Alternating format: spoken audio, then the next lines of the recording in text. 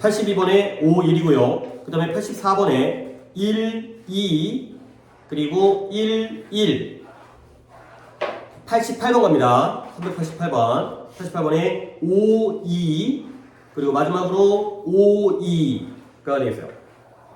자, 10개 중에서 누구부터 물어볼까요? 재영이의 오답이 있어요? 391번. 한 개요. 91번 한 개. 91번이 뭐였더라? 91번이 마지막이지. 오케이, 이것도 하려고 했었던 거기도 하고. 그 다음에 태준이 몇 개요? 84번. 84번 한 개, 4번, 1번. 지우는? 84, 88 두 개요. 84번 겹치고 그 다음에 88번이니까 481 하면 되겠네요. 481. 일단 481을 진행하고 남는 시간에 따라서 오늘은 뭐 문법을 갖다가 많이 할 건 없어가지고 독해를 갖다가 더 진행할 수도 있고 내가 이제 모르는 걸 481 한번 진행하겠어요. 384번은 일단 앞에 있는 두 분이 오더인 거죠. 자, 가볼게요. 첫 번째 문장이 쉽진 않다. 보시면 you can say that 너는 이렇게 말할 수 있다는 거야. 근데 뭘 말하냐면 정보라는 게 하나의 뇌 안에 앉아있대요. 자리 잡고 있는 거지. 근데 언제까지? 그것이 다른 쪽으로 전달되어질 때까지. 이 커뮤니케이션이라는 게 의사소통하다 할 때도 있지만 전달하다. 의사소통이라는 게 정보를 전달하는 거잖아요. 그러니까 의사소통 되어지다 또는 전달되어지다. 다른 쪽으로 전달되어질 때까지 한쪽 뇌에 자리 잡고 있다는 거야. 근데 어떤 상태로 한번 끊어볼까요? 커머니까 unchanged, 변하지 않은 상태에서 그 대화 속에서 변하지 않은 상태로 다른 쪽으로 전달되었을 때까지 한쪽 뇌에 자리 잡고 있다. 이렇게 말할 수 있다는 거죠. 그 말이 좀 어려운데 그러면 이때 another 우리가 지칭을 확인하면 내가 이 문장을 이해했는지를 확인할 수가 있어요. 이때 another는 뭘 가리킬까요? 또 다른 누군가? 근데 약간의 앞에 힌트가 더 있는데 더 좋은 거예요. 정보. 아닌데요? 정보가 다른 정보로 전달되어질까요? 원래는 정보가 어디 있었어요? one brain, 하나의 뇌에 있었지. 근데 이 하나의 뇌에서 어디로 전달되겠냐? 또 다른 뇌로 전달되겠죠. another brain이 되겠어요. 그러니까 예를 들어서 지금 어떤 정보가 있어요. 재영이가 새로운 사실을 알게 됐어요. 일단 그 정보는 누구 머릿속에 있어요? 재영이 머릿속에 있죠. 근데 그것이 지우의 머릿속으로 전달되어질 수가 있겠죠. 얘가 알려주는 거야. 그때까지 어디 있다? 일단은 재영이 머릿속에 있는 거야. 근데 그 상태가 너네들이 대화를 할 거 아니야. 정보를 전달하려면 대화를 하겠죠. 그 대화 속에서 unchanged니까 변해 안 변해? 안 바뀌는 거야. 그러니까 재영이가 알고 있던 정보 A라는 정보가 변치 않은 채 바로 지우 쪽으로 전달되어질 수 있다. 이렇게 말할 수 있다는 거죠. 근데 이것은 물론 사실이긴 해요. true야. 근데 뭐에 대해서는 아주 sure하게 되면 오직 단순한 그저라는 뜻이거든요. 단순한 정보에 대해서는 사실이에요.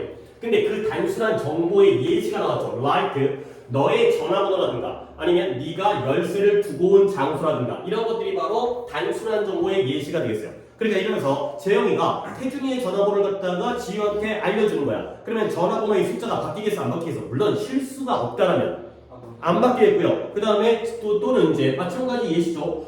내가 열쇠를 갖다가 학교에 놓고 왔어. 그걸 얘기하는데 학교라는 장소도 안 바뀌겠죠. 단순한 정보의 경우에는 안 바뀐 채로 전달되었다는 게 사실인가요? 근데 그러나가 나오니까 그것은 사실이 아니래요. 어디에는 지식의 경우에는 사실이 아니라는 거죠. 여기까지 나왔을 때 대조관계가 나와요. 뭐냐면 이 변치 않는 전달이라는 게 여기서는 사실인데 여기서는 사실이 아니라는 거죠. 오케이? 그러면 미리 잡아볼까요? 무엇과 무엇의 대조관계, 반대관계가 되겠어요. 어느 경우에는 사실이야? 단순한 정보. 정보는 정보인데 단순한 정보니까 여기까지도 밑줄을 쳐주는 게 좋겠죠. 이게 바로 A예요. 변치 않는다는 건 A의 경우에는 사실이야. 그러면 B는 뭐겠어요? 지식. 그쵸. knowledge가 B죠. knowledge의 경우에는 그게 적용이 안 되죠. 사실이 아니라는 거죠. 그러면 우리 한번 추측을 해보자. 이 추측이고 짐작이라는 게 굉장히 중요해. 사람이 말을 할 때 그 뒷말이 뭐가 나올지 우리 대충 파악하잖아요. 엄마한테 혼날 때 보면은 이제 그게 약간 이상하지 않냐. 근데 잘못을 했어. 그래가지고 집에 가면 뒤지게 욕먹을 것 같아. 그런데 막상 가보면 안 혼나는 경우 있지 않냐? 근데 또 별거 아니라고 생각했는데 오히려 되게 많이 혼날 때 있지. 그치, 이게 가늠이 좀 안 될 때 있죠. 하지만 지금 그 얘기가 아니라 어쨌든 간에 단순한 정보의 경우에는 바뀌어요 안 바뀌어요? 안 바뀌어요. 전화번호 같은 거 안 바뀌어요. 그러면 지식의 경우에는 어떻다라는 걸 갖다가 우리가 추측할 수 있을까? 그치, 그런 얘기인 거야. 그런 얘기야. 얘는 이게 사실인데 얘는 사실이니까 얘는 전달되어지면서 바뀔 수 있다는 거죠. 뭔가 좀 복잡한 지식이라든가 이런 것들은 학교에서 배운 수업을 갖다가 얘가 너한테 알려주는데 옮겨지다가 바뀌어. 헛소리에, 딴소리에. 이럴 수 있다는 거야. 좀 또 가볼게요. 그래서 지식이라는 건 이제 B죠, B. 바뀌는 지식. 지식이라는 건 판단에 의존한다는 거야. 어떤 자신의 판단. 근데 이 판단이라는 게 어떤 판단이냐면 which you discover, 네가 먼저 발견을 해요. 그리고 punish라는 게 닦는 거야, 닦는 거. 그러니까 이제 우리가 못 닦아 구두를 닦는다든가 아니면은 뭐 그릇을 닦는다든가 막 문질러가지고 닦으면 그 구두라든가 그릇이 어떻게 반짝반짝해지죠. 그래서 광택을 내다. 그래서 연마하다, 다듬다, 연마하다의 뜻이에요. 뭔가를 이쁘고 깨끗하고 반짝반짝하게 그렇게 만드는 거죠. 그래서 이 지식이라는 게 판단에 의존하거든요. 근데 그 판단이라는 게 네가 일단 발견을 했어요. 아, 이 지식이 이런 판단에 의해서 이루어진 거구나. 그리고 나서 그걸 연마해요. 어디 속에서? 남들과의 대화 또는 너 자신과의 대화 속에서 이걸 갈고 닦아가지고 연마한다는 거죠. 그러면 연마하게 되면 그 지식은 바뀔까요? 안 바뀔까요? 뭔가 갈고 닦고 문질러가지고 반짝반짝해지고 광택이 난다는 거 바뀌었다는 거 안 바뀌었다는 거예요? 바뀌었다는 거야. 너의 입맛에 맞춰서. 그러니까 똑같은 지식이어도 얘가 전달할 때와 얘가 전달할 때가 결과가 달라질 수 있다는 거죠. 너의 판단에 의해서. 그래서 그런 거다에게 you don't learn the details of your thinking. 너는 너의 생각에 그러한 세부 사항을 배우지를 못해. 알지를 못해. 근데 언제까지는 배우지 못하냐면 until speaking or writing it out in detail. 여기까지 끊어볼게요. 그래서 그걸 말하거나 아니면 글로 쓰기 전까지는. 근데 어떻게 아주 세부적으로 그 세부적으로 그것을 말하거나 쓰기 전까지는 너의 생각의 세부 사항들을 알지 못하고 배우지 못하게 되는 상황이 되세요. 그러면 이때 이 또 우리가 글을 이해하고 있는지에 대한 확인은 계속 지침이에요. 이때 가리키는 게 아까 얘기했던 어나더가 뭘 가리키고 이때 이시 뭘 가리키는지를 안다면 이 문장을 내가 이해하는 거야. 너네가 시험 볼 때 글을 읽으면서 내가 올바르게 해석을 하고 있는지 아닌지 학생들이 어떻게 알아? 선생님이 아니잖아. 그러면 이해는 되는데 내가 맞게 해석한 건가 그걸 확인하는 게 바로 지침을 확인하는 거야. 이때 이 뜻은 뭘까요? 뭘 쓰거나 말하기 전까지는 너의 생각의 세부사항을 알지 못하게 되는 거야. 지식보다는 이 문장 안에 있어요.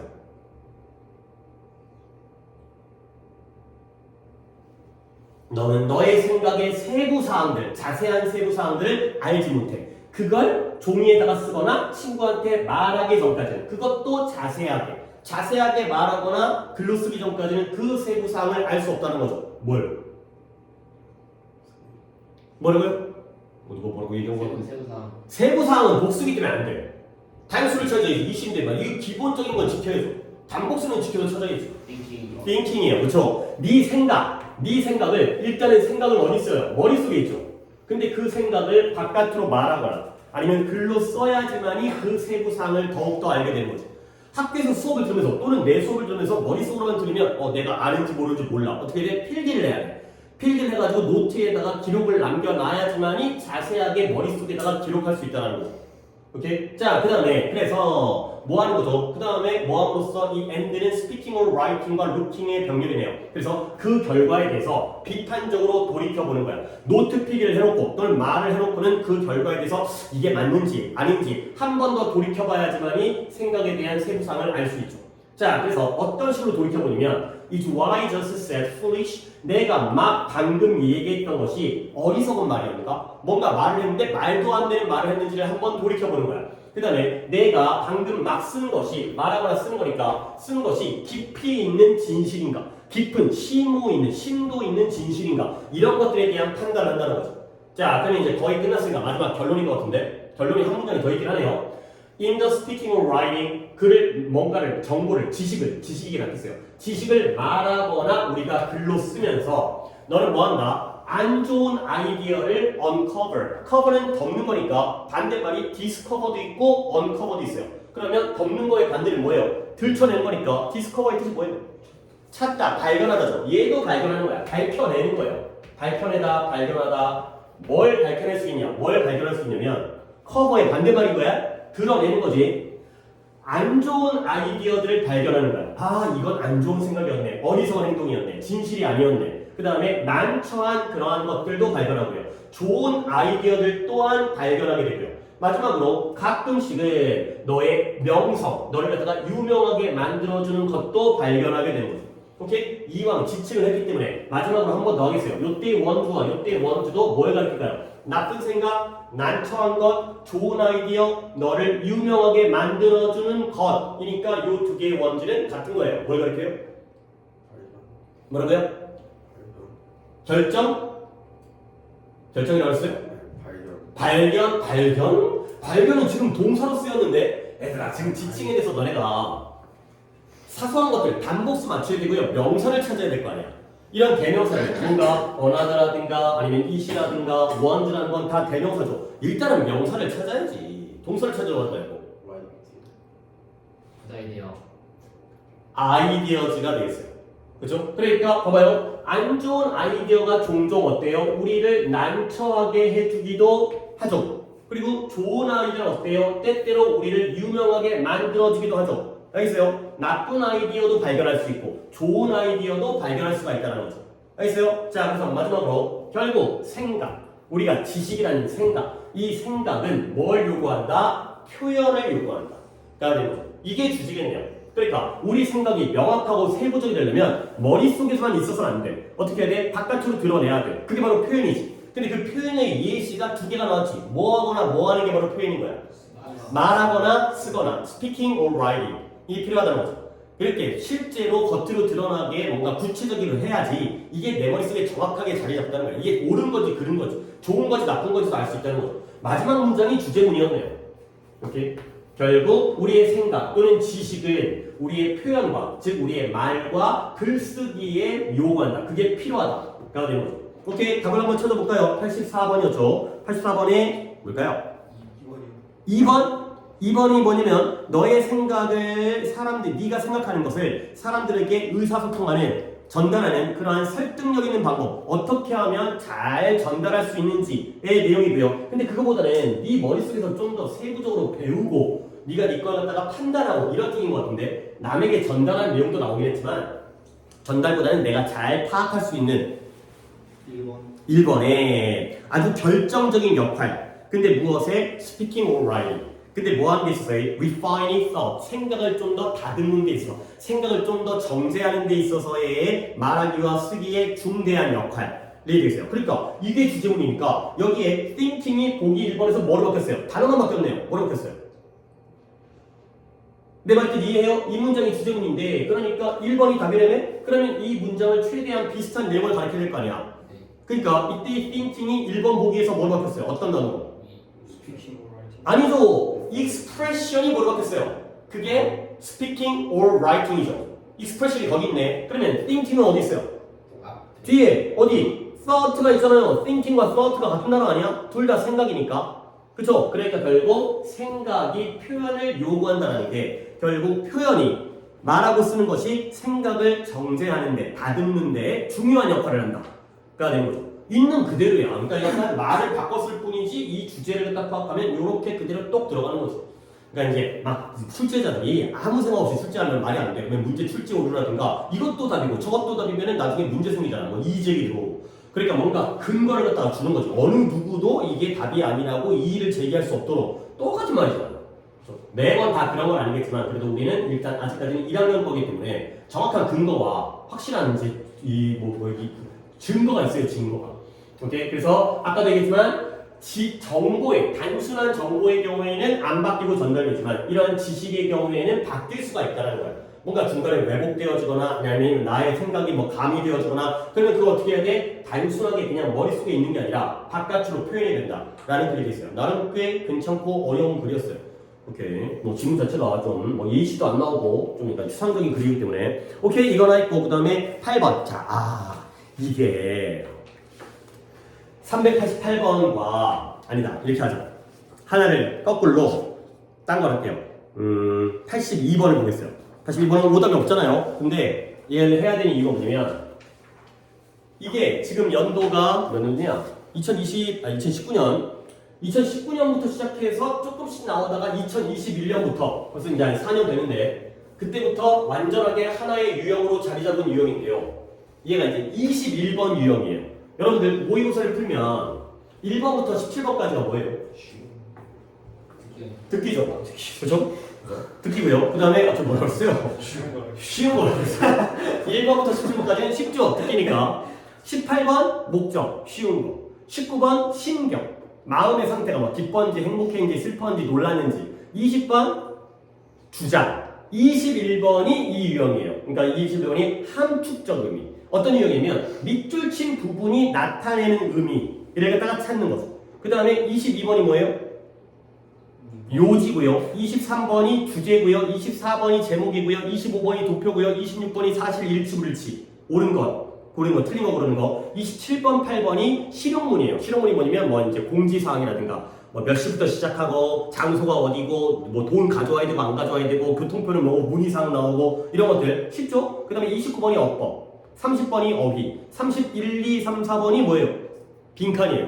빈칸. 그 다음에 35번이 무관한 문장.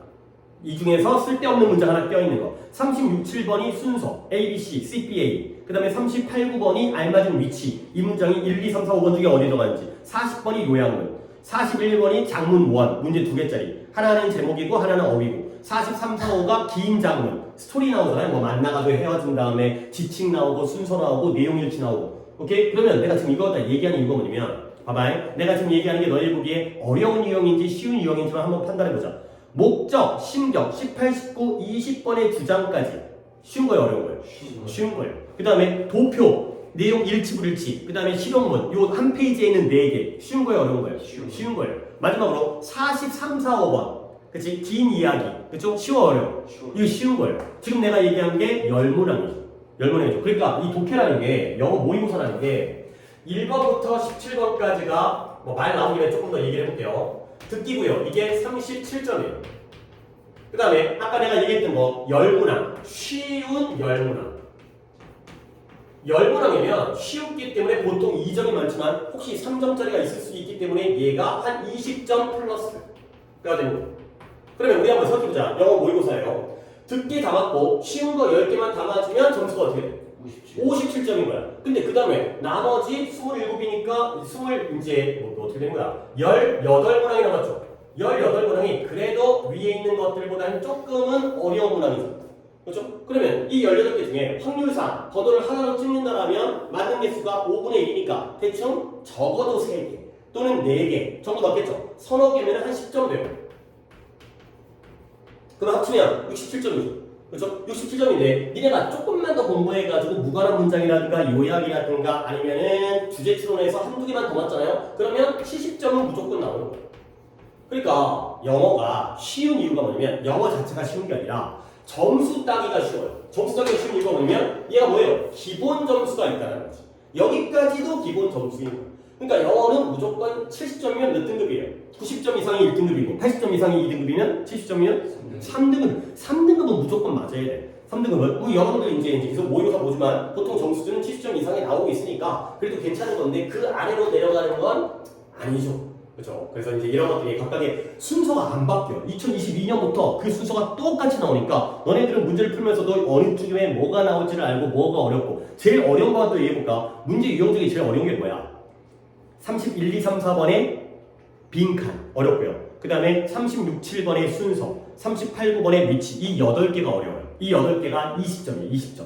이 어려운 게 이제 20점. 20점이니까 80점 넘는 건 좀 어렵지만 70점 이상 하는 건 겁나 쉬운 거야. 수학은 이렇게 안 나오지. 국어는 이렇게 안 나오지. 기본 점수가 어디 있어? 근데 영어는 기본 점수가 있기 때문에 물론 듣기에서 실수해서 틀릴 수도 있지만 다 맞아야겠죠. 잠깐 그 얘기했고 이게 21번 유형이에요. 근데 최근에 다시 등장을 하면서 이제는 매번 나오거든요. 약간 까다로워. 근데 보시면 21번 유형이 어디 있냐면 주제 추론 쪽에 있어요.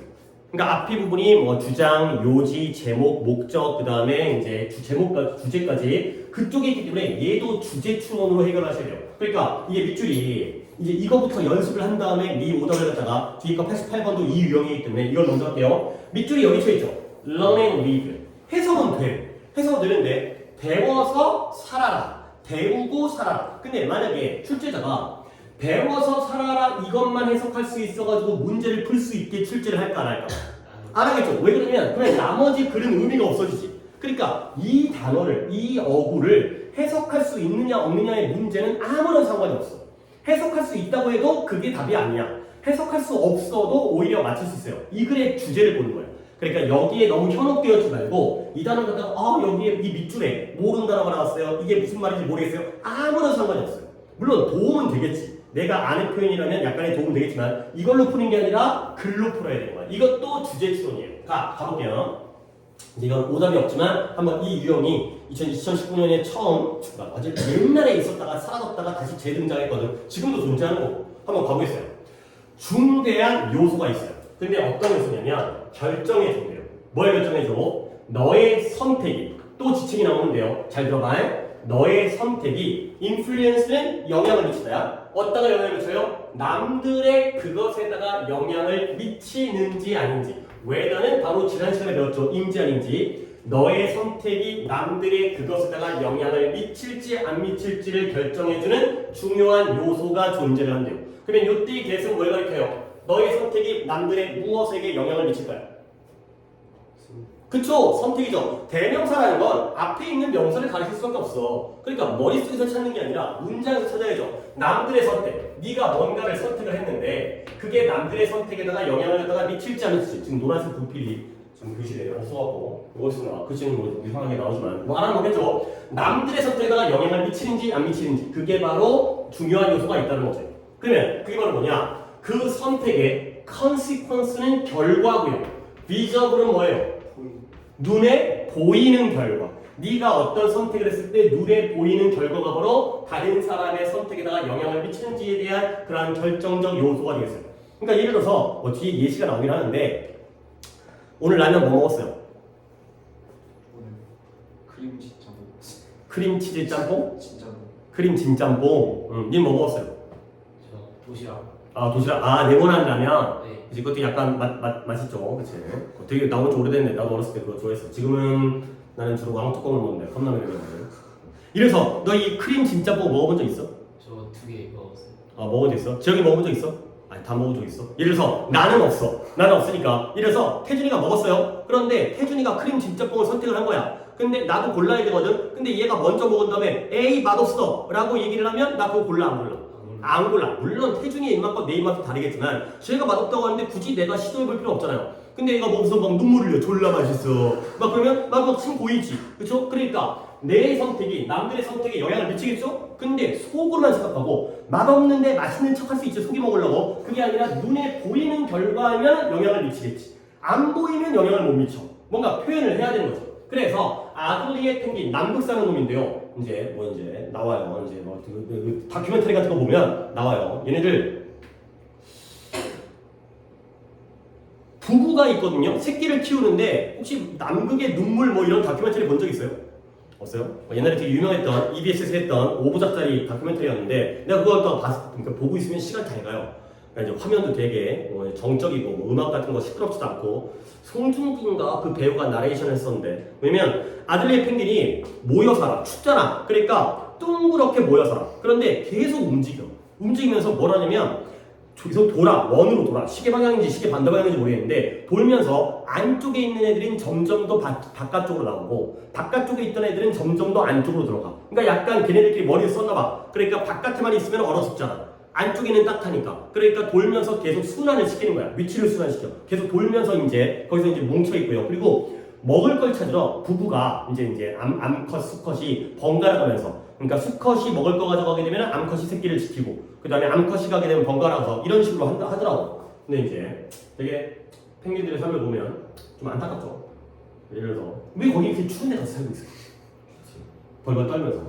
그리고 뭐 이렇게 멀리까지 그 걷지도 잘 못하잖아. 펭귄들 막 아상아상 이렇게 좀 속도 느리고. 근데 저 멀리까지 먹을 거 찾으러 가고 그냥 그 근처에 있으면 안 되나?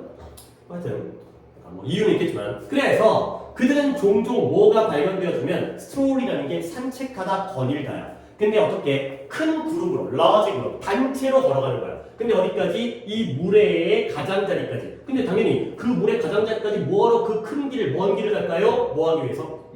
음식을 찾기, 먹이 찾기 위해서. 그러나 문제는 뭐냐면 이 위험이 기다리고 있는 거야. wait와 거의 같은 뜻으로 기다리다예요. 근데 어디서? 이 얼음처럼 차가운 물 속에서 위험이 기다리고 있어요. 위험이 뭘까요? There is a leopard seal. seal은 물개죠. 그래서 표범 물개, 바다 표범 이런 데가 있나 봐요. 근데 첫째로 바다 표범이 바로 위험이 되는 거죠. 그러니까 당연히 우리는 상식적으로 바다 표범이 펭귄을 뭐 하겠어요? 잡아먹겠지. 그렇지? 얘가 바로 포식자가 되는 거야. 그런데 나오네요. 이 바다 표범이 좋아한대요. 뭘 좋아해요? 이 펭귄을 식사로 먹는 걸 좋아한대요. 그러니까 얘가 이제 위험 요소죠. 그러면 와리전 아들리에 이 펭귄이죠. 아들리에가 무엇을 할까요? 자, 그럼 봐봐요. 펭귄의 해결책이 있어요. 내가 가면은 바다 표범한테 잡아먹힐 것 같아. 그럼 뭐냐? 기다리기 게임을 해보는 거야. 눈치 게임 같은 거 있잖아. 눈치 게임이 있지 뭐. 이거 있죠. 그렇지 뭐. 이런 거 기다리기 게임을 하는 거야. 그래서 그들은 기다리고 또 기다려요. 근데 어디서? 이 물의 가장자리에서 바닷가까지 간 다음에 남극이니까 이제 뭐 대륙이긴 하지만 얼음 위에서 기다리죠. 근데 언제까지? Until one of them, 그들 중에 펭귄 중에 한 마리가 포기한 다음에 뛰어들 때까지를 기다리지. 그러니까 너네들이 같이 간 다음에 다 참는 거야. 배고파 죽겠어. 빨리 물고기를 잡아서 와이프 갖다 줘야 돼. 근데 다 기다리고 있는데 한 놈이 에라 못 참겠다. 뛰어들 때까지 기다리는 거죠. 한 놈이. 그러면 결국 이러한 일이 발생하는 순간 나머지 펭귄들은 지켜보죠. 근데 뭘 지켜본다? With anticipation, 이러한 기대감, 예상 또는 기대감. 그러니까 눈빛이 반짝반짝하는 거야. 저 새끼 어떻게 되나? 그래서 to see what happens next. 그 다음에 어떤 일이 발생하는지를 보기 위해서 기대감을 가지고 지켜보는 거죠. 그러면 만약에 이제 라면 얘기 나옵니다. 만약에 그 선구자, 개척자, 이 개척자가 누구예요? 아까 포기하고 뛰어든 새끼 있죠. 먼저 나간 새끼. 이 새끼가 살아남잖아. 그러면 좋네 하고 나서 뭐예요? 모든 사람들이 걔를 갖다가 따라가요. 팔로우스시라는 게 전례를 따르다, 선례를 따르다. 그 앞사람을 따라가는 거예요. 아, 쟤 살아남았네. 쟤가 살아남았다는 건 바닷속에 표범이 아니라 표범 물개가 있다는 거 없다는 거야. 없다는 거야. 그렇죠? 안전하다는 거죠. 근데 만약에 얘가 페리시라는 게 소멸하다. 얘가 죽어버리잖아요. 그러면 그들은 방향을 바꿔버리죠. 아이쿠 여기 표범이 있다. 여기 물개 있다. 도망가자. 가 되는 거죠. 이게 바로 얘네들이 눈에 보이는 결과가 되는 거죠. 제가 어떤 선택을 했지? 그랬을 때 이게 눈에 보여야지 나의 선택에 영향을 미치는 거야. 살아남는지 죽었는지를 알아야 돼. 근데 만약에 이 첫 번째 펭귄이 들어갔는데 반응이 없어. 나오지도 않고 씹지도 안 떠. 그러면 얘네들은 또 기다려야 돼. 그렇죠? 눈에 안 보이니까. 이런 것들이 바로 이 글의 주제가 되는 거죠.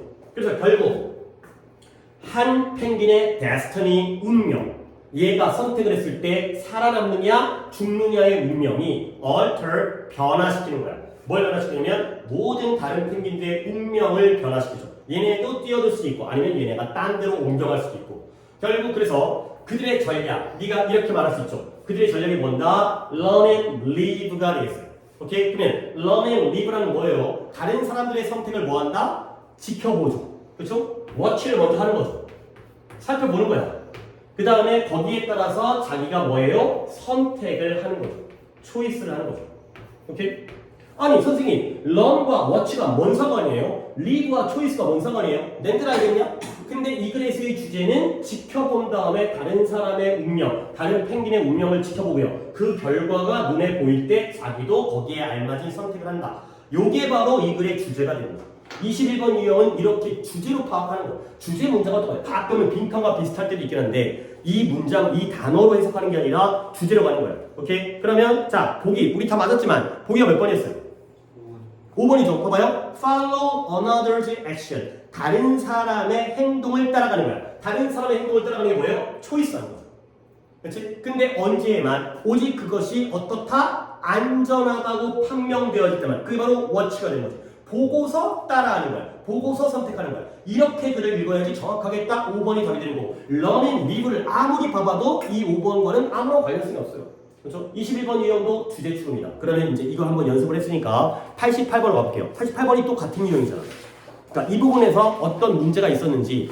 자, 역시 88번 가보고 여기는 밑줄이 어디 쳐 있냐면 또 마지막에 있네요. 뭐 늘 마지막에 있는 건 아닌데 이제 연달아서 앞쪽에 있는 경우도 있어요. 처음부터 바로 밑줄 딱 쳐놓은 다음에 얘가 무슨 의미인지를 뒤에서 찾아야 되는 경우도 있는데 봐봐요. There is no there. 뭐야?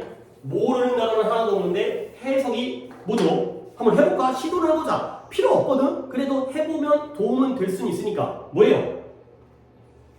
거의 없다. 그래요. 뭐가 없어요?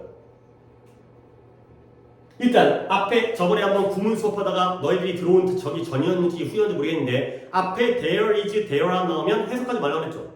There is a book on the desk 하게 되면 There is a book on the desk 하면 뭐예요? 책상 위에 책이 있는 거죠. 거기 그곳이라는 해석 안 해요. 앞에 있는 대어는 해석 안 하는 거야. 일단 이 대어는 하지 마. 그러면 There is no there. 그곳이 없죠. 그렇죠? 근데 어디에? 그곳에. 뭔 소리야? 뭐 이제 뭐 저기 뭐 약간 철학적인 거기도 하고 종교적인 거, 성경 불필요 그곳에는 그곳이 없다가 되는 거죠. 근데 그곳에 그곳이 없다는 게 뭔지 랜드 알겠냐? 일단 가봐야 돼. 가볼게요. I believe 나는 믿고 있어요. 이번 새로운 센츄리가 뭐죠? 세기니까 100년. 이번 100년. 우리가 지금 몇 세기에 살고 있어요? 21세기. 2000년 되니까 21세기죠. 이번 새로운 세기의 두 번째 10년이에요. 그러면 뭐 이거 내용과 별 차이 없지만 몇 년도부터 몇 년도까지를 나타낼 거고요. 두 번째 10년이니까 일단 10년 기간이겠죠? 두 번째 10년이면 몇 년부터 몇 년까지예요? 2000 10년도. 그치. 2010년 또는 사람에 따라서는 2011부터라고 이해할 수도 있어. 그치? 1부터 시작한다. 그러면 2011부터 어디까지? 2020년까지. 우리에게는 지금 과거이긴 한데 이미 지났기 때문에 우리는 2024년에 살고 있으니까. 하지만 독해는 2019년이니까 진행되고 있었네요. 나는 믿어요. 뭘 믿냐면 이 세기, 21세기의 두 번째 10년이니까 2011 또는 2010도 해도 돼. 2011부터 2020까지. 여기가 이미 매우 다르다라고 믿고 있다는 거야. 그러면 뭐가 다르냐면 대화 물론 여전히 수백만 명의 사람들이 있어요. 근데 이 수백만 명의 사람들이 뭐 하고 있냐면 여기부터 여기까지 아니고 여기부터 여기까지가 아니라 여기까지가 후절이 되겠네요. 그러면 이쪽 한번 쳐볼게요. equate A with B라는 표현이에요. 그리고 오늘 내가 내 분필을 안 가져왔습니다. 빠뜨리고 일단 평소에다가 어디 선포가 안 챙기고 와가지고 이제 그 분필 홀더에다가 있어야지 내가 좀 편하게 쓰는데 그래서 지금 낱개로 쓰니까 자 보세요. equate 뭔 뜻일 것 같아요? equal 뭐예요? 같은 그치 equate A with B가 한번 적겠어요. equate 오늘 좀 표기를 갖다 안 했는데 A with B라는 표현이 하나 더 적을게요. identify A with B 똑같은 뜻을 쓰는데 A와 B를 동일시하다. A와 B를 동일시하다. 동일시한다는 건 같게 본다는 거야, 다르게 본다는 거야. 너무 쉬운 질문을 해서 좀 웃기긴 하지만 당연히 같게 보는 거죠. equate A with B, identify A with B 하면 A와 B를 동일시하는 거야. 다시 한번. 그래서 물론 여전히 수백만 명의 사람들이 있다는 거야. 무엇과 무엇을 동일시한다? 성공을 돈과 권력과 동일시하는 사람들이 여전히 있다는 거죠. 솔직히 얘들아 인생에서 돈이 전부야? 거의. 전부는 아니지. 아니 왜냐면 돈이 아무리 많아도 몸이 건강하지 않아가지고 맨날 병원에 입원해 있으면 아니 병원에 있는 침대가 금으로 돼 있으면 뭔 상관이야. 연예인이 간호원으로 나를 갖다 수발 들어줘도 뭔 상관이야. 내 몸이 아파 죽겠는데 맨날 뭐 꽂고 있고 이런데 건강도 중요하고 또 외로우면 안 되잖아. 친구도 필요하고 가족도 필요하고 하지만 돈이 좀 크긴 커요. 그죠?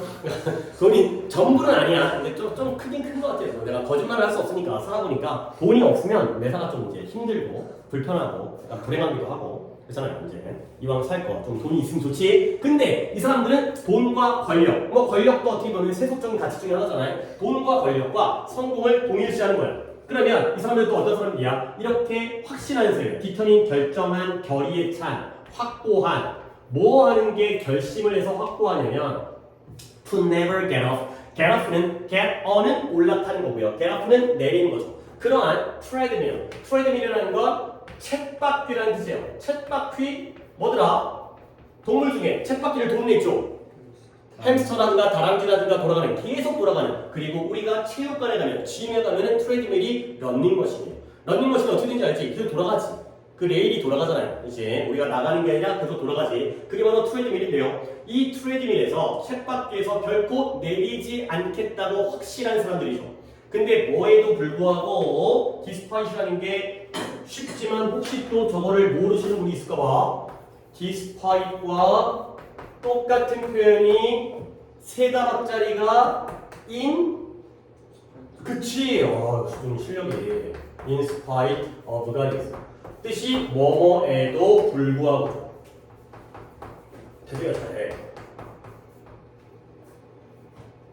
despite, in spite of가 뭐뭐에도 불구하고 이런 거 알아야 돼. 이거 하나하나 아는 게 쟤는 알아? 나는 몰라? 신경 안 쓰는 게 아니야. 이런 것들이 쌓여서 점수가 되는 거잖아.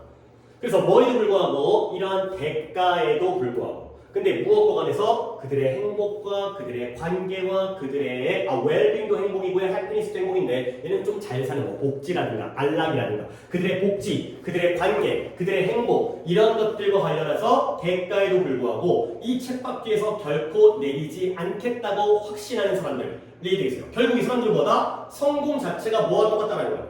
돈이랑 돈과 권력이야. 그러면 거기에 대가가 있지. 돈과 권력을 추구하다 보면 웰빙과 해피니스와 릴레이션십은 갖는 거야 못 갖는 거야? 못 갖는 거야. 돈 벌다 보면 가족들이 다 떠나가. 친구가 없어. 막 독하게 돈 벌다 보면. 그러니까 불행해져. 그 다음에 내 몸도 아파. 이런 것들을 대가로 해서 이걸 추구하는 사람이죠. 그 다음에 there are still million. 여전히 수백만 명이 있어요. 근데 desperately 오늘 좀 필기할게. 독해가 많네. desperate이라는 게 뜻이 두 가지인데요. 일단 형용사로 적어드릴게요. desperately 부사가 나와 있지만 형용사로 얘가 절망적인의 뜻이 있고요. 그 다음에 얘는 필사적이라는 뜻이 있습니다. 이런 거 좀 나올 때마다 내가 좀 설명을 드려야 돼서 건너뛰지를 못하겠어요. desperate이 절망적인과 필사적인의 뜻이 있대요. 얘들아, 절망적인, 필사적인 느낌이 같은 느낌이야, 반대 느낌이야? 그렇지 않냐? 반대 느낌 아니야? 절망은 뭐야? 에라 모르겠다. 포기해버리는 거지. 필사적인 건 뭐야? 어떻게든 이겨내려고 막 매달리는 거지. 근데 이게 두 개가 같은 뜻이라니까? 같은 데스퍼레이지. 좀 신기하죠? 근데 약간 이런 느낌이야. 뭐 나도 이제 이 단어를 갖다 외우기 위해서, 이해하기 위해서 이런 걸 떠올렸는데 우리가 절벽에 매달려 있는데 근데 가느다란 나뭇가지 하나를 붙잡고 있는 상황. 그러면 그 상황 어때? 절망적이면서 필사적이죠. 그렇죠? 나 죽을 것 같아. 거의 이제 떨어져 죽어. 그런데 어떻게라도 살아남기 위해서 이것도 안 놓치는. 이가 약간 그 상황이 비슷해. 그러다 보니까 어떤 절망적인 상황에서는 우리가 필사적으로 노력을 하잖아요. 그러다 보니까 하나의 단어에 저런 두 뜻이 있는 거야. 그러면 이제 여러분이 연습을 해야지. 여전히 수백만 명이 있는 거예요. 근데 다음 승진. 다음번에 내가 과장으로 대리로 승진할 거야. 다음번에 100만 달러의 월급날. 근데 이게 뭐 해줘요? 그들의 열망을 만족시켜줄 거라고 믿는 그런 월급날. 그러면 다음 달에 승진해야지. 다음 달에 월급이 올라가지고 월급날 100만 달러 엄청 많이 말하면 10년 덕인데 이런 걸 받아야 되겠다가 절망적으로 찾을까요? 필사적으로 찾을까요? 필사 그치? 그런 것들을 여러분이 연습을 해야 돼요. 똑같은 단어가 절망적으로 필사적으로인데 여기서는 필사적인 게 맞겠죠? 나 승진하고 싶어.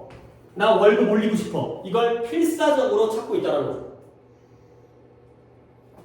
근데 뭐하기 위해서 그들이 좀 더 기분이 좋아지게 느끼기 위해서 자기 자신에 대해서 그리고 그들의 dissatisfaction은 뭔데? satisfy가 만족시키다고요. satisfaction이 만족이니까 dissatisfaction 하면 불만족, 불만이 되는 거죠. 그들의 불만을 silence, 조용히 하기 위해 침묵시키기 위해서. 그러면 이쪽 사람들은 돈과 권력이 중요한 사람이야? 안 중요한 사람들이야? 중요한 사람들이야. 월급날, 승진날을 필사적으로 기다리는 사람들이죠. 자, 그러나 나오네요. 그러나 in the West, 서양과 emerging economy 하면 emerge라는 게 출현하다기 때문에 출현하다, 신흥. 그러니까 나라 중에서 여러분들 그 developing country라는 표현 알아요? 어떤 나라들이에요? 발전하고 있는 나라라서 우리가 사회 시간에 그걸 뭐라고 불러? 개발도상국이라고 부르죠. 그럼 보통 인더 웨스트 하면 물론 서양이 다 잘 사는 건 아니지만 유럽이라든가 미국이라든가 캐나다라든가 좀 잘 사는 나라죠. 잘 사는 나라라든가 아니면은 이러한 신흥, 경제, 개발도상국 둘 다 보스 A and B 배웠죠. There are more people every day. 매일매일 더 많은 사람들이 있다는 거야. 어떤 사람들이냐면 who recognize that 깨달은 사람들이에요. 뭐냐면 이러한 것들이 다 죽은 목표, end라는 게 끝이라는 뜻만 있는 게 아니라 목표라는 뜻이 있어요. 이런 것들이 죽은 목표라는 걸 깨달은 사람들이 있다는 거죠. 그러면 또 한 번 teaching, 이때의 디즈가 뭘까요? 그러나가 나왔으니까 이런 것들은 죽어있는 목표라고 깨달은 사람들이 있어요. 뭐가 죽어있는 목표라는 거야? 돈과 권력 이런 것들은 아까 돈과 권력을 필사적으로 추구하는 사람들이고요. 근데 그러나가 나왔기 때문에 얘네들의 경우에는 돈과 권력은 죽은 목표야. 이렇게 생각하는 사람이 있다는 거죠. 그리고 그들이 뭐 하고 있다? 그건 죽은 목표이기 때문에 그들이 chase라는 게 추적하다, 쫓다, 추구하다. 뭘 추구하냐면 그러한 깨진 꿈, 부서진 꿈, 망가진 꿈을 추구하고 있다는 걸 깨달은 사람들이 점점 더 많아지고 있다는 거죠. 그러니까 요즘에는 월급 많이 준다고 해가지고 무조건 직원하지 않아요. 요즘에 뭐 월라벨 이런 거 들어봤어요. 이제 워크와 라이프의 밸런스가 필요하잖아. 그러니까 이제 휴식도 이제 휴가도 중요하고, 그다음에 일찍 퇴근, 칼퇴근도 중요하고. 요즘에 사람들이 점점 더 물론 돈이 중요하긴 중요한데 돈 번다고 내 건강을 갖다가 포기해서까지 막 희생하고 이런 사람들이 언제 없어지는 거야. 그래서 또 뭐냐면 우리가 여전히 우리의 현재의 성공의 정의에서만은 답을 찾을 수 없다라는 걸 깨달았죠. 근데 왜 그러냐면 봅니다. 이제 이 사람 누구지 모르겠는데 게르트루드 스타인이라는 사람이 한때 말했어요. 오클랜드라는 데에서 한번 말했죠. 뭐라고 했냐? There is no there there 라고 말했다는 거죠. 그러니까 이때 벗을 기준으로 해서 위쪽은 뭐가 중요한 사람들이야? 돈이 중요한 사람들이야. 그러면 아래쪽은 그 반대이기 때문에 돈이 안 중요해. 그러면 조금이라도 예시를 보면 봐봐요. 여기 이제 근거가 있죠. 돈과 권력을 A라고 한다면 여기는 그들의 복지, 그들의 관계, 그들의 행복은 돈, 권력과 같은 관계예요? 반대 관계예요? 그치? 왜 그러냐면 이걸 대가로 희생해가지고 이걸 얻는 거거든. 그러니까 내 건강, 내 행복 이런 것들을 다 포기하는 거죠. 결국 윗사람들은 A를 추구하는 사람들이고요. 아랫사람들은 B를 추구하는 거지. 알겠어요? 결국 뭐다? 그곳에는 그곳이 없다라는 건 결국 성공은 돈과 권력과 같다 다르다. 위쪽 사람들은 동일시했잖아. 여기 사람들은 다르다를 얘기하는 사람. 성공은 A가 아니라 B다 라고 얘기하는 사람들이 뒤에 나옵니다. 그래 주제를 파악하는 거예요. 오케이? 오케이. 그러면 답은 몇 번일까요? 그러니까 오답자가 이해해줘. 5번. 그죠? 5번에 돈과 권력은 반드시 너를 성공으로 이끌어주지 않는다. 가 되는 거지. 그러면 조금 더 볼게. 그렇게 문제 풀면 끝나거든. 나는 이걸 이렇게 봤어요. 얘를 갖다가 there is no there there. 이 there가 돈과 권력이에요. 그러면 요 there는 성공이지. 해석해볼까? 돈과 권력에는 성공이 있다 없다? 없다. 이거죠. 이거 가지고 이렇게 표현한 건데 처음 읽었을 땐 이게 이 말인지 내가 어떻게 알아? 알 수가 없어. 독해의 주제를 갖다 파악했기 때문에 돈과 권력을 추구해봤자 거기에는 진정한 성공이라는 게 존재하지 않는구나. 우리는 뭔가 이제 헛된 꿈, 무지개를 쫓았구나. 그런 의미가 되겠어요. 그러니까 여기에 있는 것을 보는 거죠. 위아래에서 반대로 뒤집어지는 상황. 이런 것들을 보시면 되겠어요.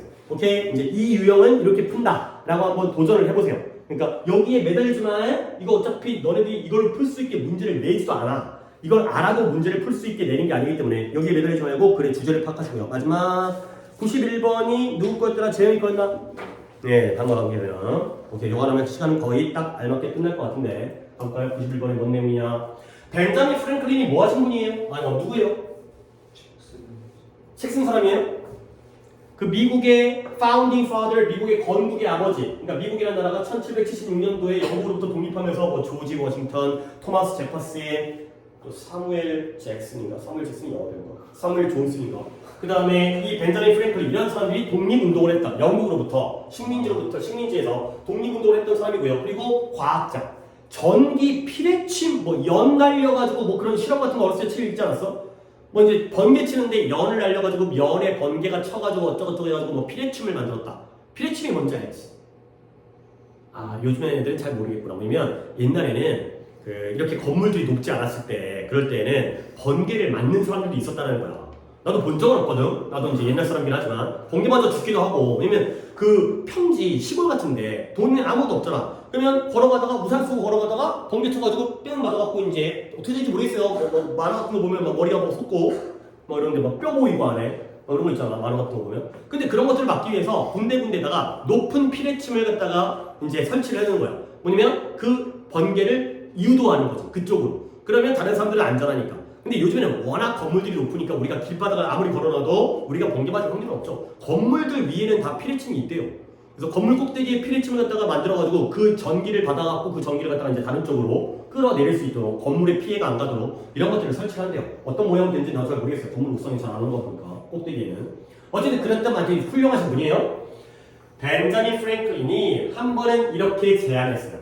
뭘 제안했냐면 여기도 한번 지층을 살펴볼게. 누가 누구인지. 뉴커머 뭐예요? 뭐 신입, 신규 이런 거지. 또는 뭐 우리는 뭐 뉴비라고 하는 뉴비란 말 쓰나? 뉴비가 뭐예요? 뭐 게임 같은 거 할 때 새로 들어오는 새끼 있죠? 그렇죠? 새로 들어온 애예요. 어디로? 네이버후드, 한 동네, 이웃 동네로 새로 온 사람이 뭐 해야 돼요? 새로운 이웃에게 요구를 해야 돼. 뭘 요구해야 돼요? To do him or her a favor. Do a favor가 뭔 말이에요? Do a favor, can you do me a favor? 이런 표현 들어본 적 없어요? Can I ask you a favor? 뭐? 그치? Can you do me a favor? 저에게 호의를 베풀어 주시겠습니까? Can you do me a favor? 부탁할 때 얘기하는 거야? 부탁을 들어줄 때 하는 거야? 부탁할 때 저에게 호의를 베풀어 주시겠습니까? 호의, 좋은 의도의 행동 있잖아요. 뭐 도와준다는 거나 아니면 뭐 이제 더 들어준다거나. 그래서 한 동네에 새로 온 그 이사 온 사람이 새로운 이웃에게 자기에게 호의를 베풀어 달라고 얘기를 해야 된다가 되는 거죠. 그리고 옛날 맥심이라는 게 격언이라는 뜻이에요. 훌륭하신 분들이 한 말씀이 예전에 격언이죠. 어떤 격언이냐면 히는 히인데 여기부터 여기까지를 묶어야죠. 그는 근데 어떤 그냐. 자, 또 잘 봐봐. 뭔가 질문 들어갑니다. 너에게 하나의 친절을 베풀었었던 사람은 will be more, 좀 더 준비가 돼 있어요. 근데 뭐 할 준비? 너에게 또 다른 것을 베풀어줄 준비가 되어 있다는 거죠. 오케이? 그럼 이때 another는 뭘 가리킬까요? 한 번 더 봐봐. 너에게 한 번의 친절을 베풀어줬던 사람이 뭐 할 준비가 되어 있다? 너에게 또 다른 것을 베풀어줄 준비가 되어 있다고요. 친절. 그렇죠? 얘가 원하다가 또 이번에는 kindness라는 대명사가 되는 거죠. 이런 거 해야 돼. 근데 뭐보다 그는 근데 어떤 네 스스로가 베풀어줬던 사람보다. 자, 이 문장의 의미를 갖다가 내가 좀 예를 들어 설명할 테니까 문장이 쉽지 않아요. 그러니까 예를 들어서 중간에 재영이가 있으니까 재영이가 지유한테 호의를 베풀었어요. 그러니까 뭐랄까 라면을 사줬어요. 그렇죠? 근데 반대로 재영이가 태준이한테 라면을 얻어먹었어요. 그러니까 이번에는 재영이는 지유한테 호의를 베풀고 태준이가 재영이한테 호의를 베푸는 거야. 그 다음번에 재영이가 너네 둘한테 부탁을 하는 거야. 야, 라면 한번 사줘. 했을 때 원래라면 누가 재영이한테 사주는 게 정상적이고 합리적인 거야? 지유가 사줘야지. 한번 얻어먹었으니까. 근데 이 글은 봐봐요. 너에게 호의를 베풀었던 사람이 즉 태준이에요. 그렇죠? 재영이에게 호의를 베풀었던 사람이 나중에 또 다른 호의, 또 라면 사줄 준비가 돼 있다는 거야. 근데 누구보다 이 재영이가 네가 호의를 베풀었던 지유보다가 되는 거죠. 이거 갖다가 우리끼리 쉽게 말하면 한 번 호구는 영원한 호구가 되는 거지. 그래서 한 번 호구 잡히면 계속 호구 된다는 거야. 그래서 이것 좀 약간 나쁘게 표현하는 거고 이 글의 경우에는 한 번 베푼 사람이 나중에 또 베푼다는 거죠. 그래서 이 벤자민 프랭클린의 의견에서 누군가에게 무언가를 요구하는 것은 가장 유용하고요. 직접적인 인비테이션이 뭐예요? 예? 인바이트가 뭐예요? 초대하다. 그거의 명상이 바로 인비테이션이에요. 초대장, 초대. 근데 뭐에 대한 초대? 사회적 상호작용에 대한 가장 유용하고 직접적인 초대가 된다. 자, 그래서 문장 쭉 읽은 다음에 우리 지칭 한번 확인해 볼게. Such asking on the part of the newcomer. 그 새로 온 사람의 입장에서의 요청. 그러한 요청은 제공해줘요. 누구에게? 그 이웃에게 뭘 제공해주냐면 기회를 제공해줘요. 근데 어떤 기회예요? 그 또는 그녀를 보여줄 기회예요. 근데 뭐로써? 좋은 사람으로서 보여줄 기회를 제공하죠. 오케이? 그러니까 예를 들어서 재영이가 태준이한테 라면을 사달라고 해가지고 태준이가 사줬어요. 그러면 재영이는 태준이한테 기회를 줄 거예요.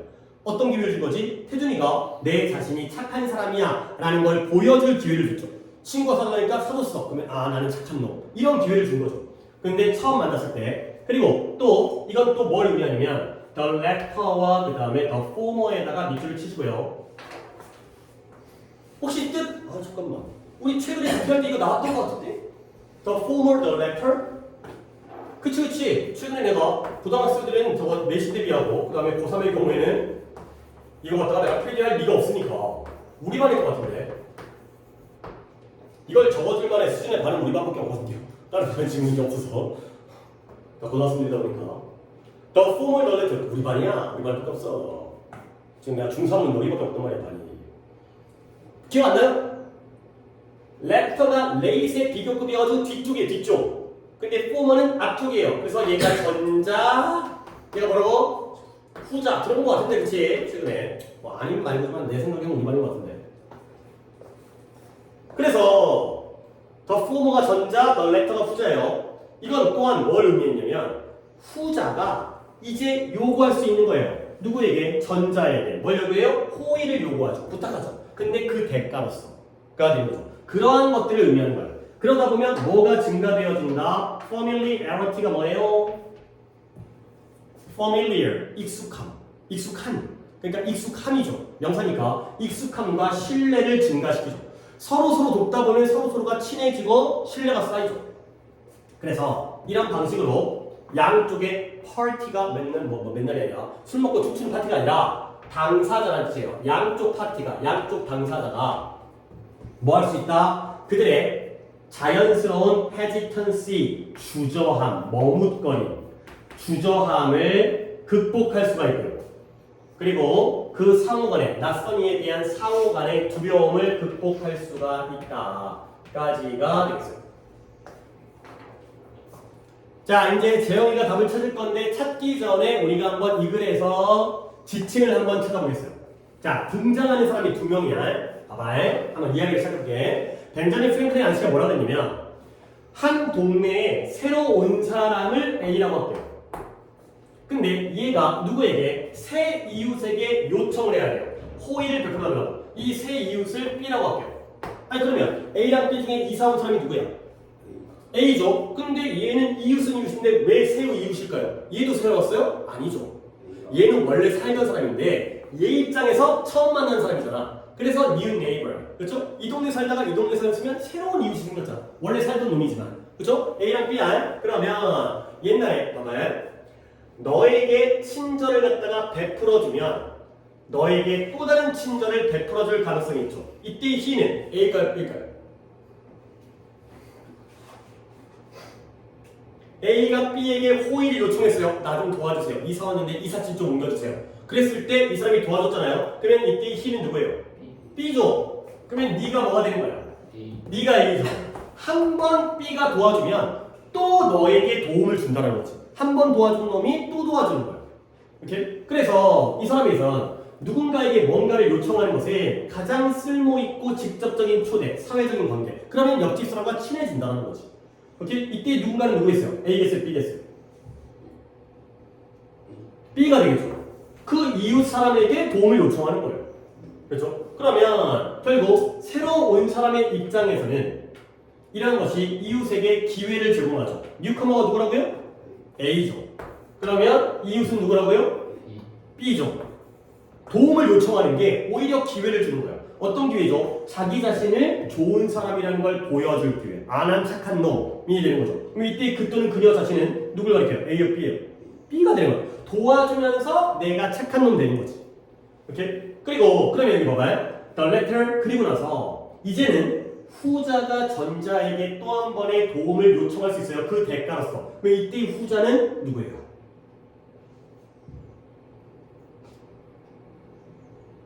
In return 그 대가 보답이죠. 보답. 얘가 B죠. 이번에는 그 이웃 사람이 새로운 놈한테 또한 도움을 요청할 수 있다는 거예요. 서로 얘가 도와주니까 또 도와주고 얘가 또 도움 요청하고 그러면 둘 사이에서 뭐가 생겨? 익숙함과 신뢰가 생기죠. 그러면 양쪽 당사자 누구겠어요? A와 B죠? 그렇죠? 그 둘 다가 뭔가 머뭇거림, 어색함, 그 다음에 두려움 이런 것들을 극복할 수 있다. 친해질 수 있다가 되는 거죠. 오케이? 결국 벤저민 프랭클린의 의견은 친해지기 위해서는 뭐 해야 돼? 부탁을 들어줘야 돼? 부탁을 갖다가 요청해야 돼. 요청해달라는 거지. 그러면 좀 더 친해질 수 있다가 되는 거지. 그렇죠? 그러니까 이제 우리가 보통은 부탁을 들어줘야지 걔랑 친해질 거라고 생각하는데 오히려 작은 사소한 부탁. 야, 이제 네가 전학을 갔다고 생각해봐. 전학 가는 건 좀 이제 그렇게 바람직한 행동은 아닐 수 있겠지만 새로운 친구를 갖다가 사귈 때 가갖고 아 나는 강태준이야. 앞으로 친하게 지내자. 좀 이상하잖아. 그러니까 뭐냐면 약간 지우개 좀 빌려줘. 뭐 이런 거 있지. 야, 뭐 이 교시가 뭐야? 약간 이런 거 물어보면서 좀 이제 말도 걸고, 그렇지? 좀 이제 이쁜 애한테 돈좀 빌려주세요. 야 전학 가자마자 돈 빌려달라고 새끼야. 너 이제 학교 거기 어디 걸려 들어가지 마. 일진인 줄 알고. 자, 그래서 91번의 답이 몇 번이에요? 2번에 관계를 열어주는 게 뭐다? 호의를 부탁하고 요청하는 것이다. 너의 오답은 뭐였을까요?